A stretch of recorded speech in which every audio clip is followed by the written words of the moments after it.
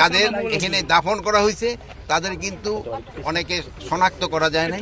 আমরা অবশ্য আছে যে এদের কিভাবে শনাক্ত করা যায়, এই জন্য আমাদের চিন্তা ভাবনা আছে এবং খুব তাড়াতাড়ি আমরা হয়তো শনাক্ত করার ব্যবস্থা করব। এতদিন হয়েছিল তাদের আত্মীয় স্বজন অনেকেই মানে কবর উঠানো হোক রাজি হয় নাই, এখন মোটামুটি তারা সবাই রাজি হয়েছে।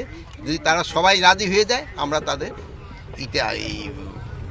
মানে তাদের ডেড বডি আমরা শনাক্ত করব এবং যদি কেউ ডিএনএর মাধ্যমে আর যদি কেউ যদি এখান থেকে তাদের গ্রামের বাড়িতে নিয়ে যেতে চায় ওটাও আমরা তাদের অ্যালাউ করবো, যদি তার কোথাও যদি নিতে চায়। যেহেতু এই জিনিসটা হলো আমরা কিছুদিন আগে আমি এবং আমাদের আদিলুর রহমান ভাই দুজন আমরা মুন্সিগঞ্জ গেছিলাম, সেই সময় তারা বলছে যে না আমরা এখন সবাই মোটামুটি রাজি, আপনারা এখন শনাক্ত করতে পারেন।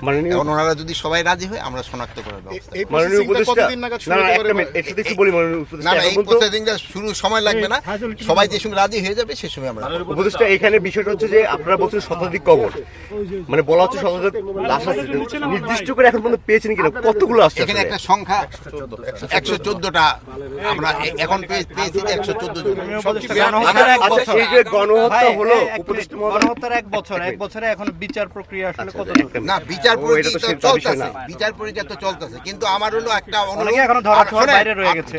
আপনারা একটা আপনাদের কাছে অনুরোধ, এই যে ধরেন যে এই যে গণকবর, এই দেশের জন্য যারা শহীদ হয়েছে তাদের কবরের এই যে ইট-টিটগুলি ভালো দিচ্ছে না, এইগুলি আপনারা একটু প্রচার করবেন। আচ্ছা, একজন ভালোভাবে মাননীয় উপদেষ্টা আরেকটা জিনিস, মাননীয় আমি একটু বলি, মাননীয় উপদেষ্টা আপনি বলছেন যে কবর থেকে লাশ তোলা হবে, ডিএনএর মধ্যে আত্মীয় স্বজনের কাছে বিষয়টা নিশ্চিত করা হবে।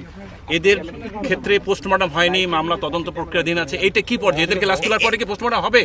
মামলা তদন্ত ডিএনএ টেস্টে যেসব করতে চাই সেটা একটা পোস্টমর্টমের মতো হয়ে যাবে, বাট যেহেতু এটা তো ডাক্তারের মাধ্যমে হবে, তো একটা কমিটির মাধ্যমে হবে, তারা পুরোটা আপনার ডিটেইল বলতে পারবে যে কিভাবে। না, আমি মামলা তদন্ত আটকে আছে মাননীয় উপদেষ্টা, এইটার কারণেই স্যার তদন্তগুলো পোস্টমর্টম না হওয়ার কারণে মামলা তদন্তগুলো অনেক ক্ষেত্রে মামলা তো আমাদের তো অনেক শহীদ হয়েছে, অনেকগুলি মামলা কিন্তু বিচারাধীন শুরু হয়ে গেছে, অন্যান্যগুলো হয়তো এটাও কিন্তু প্রসেস শুরু হয়ে গেছে, আর এইগুলো আস্তে আস্তে হয়ে যাবে যত তাড়াতাড়ি যেন বিচারের আওতায় নিয়ে আসা যায়।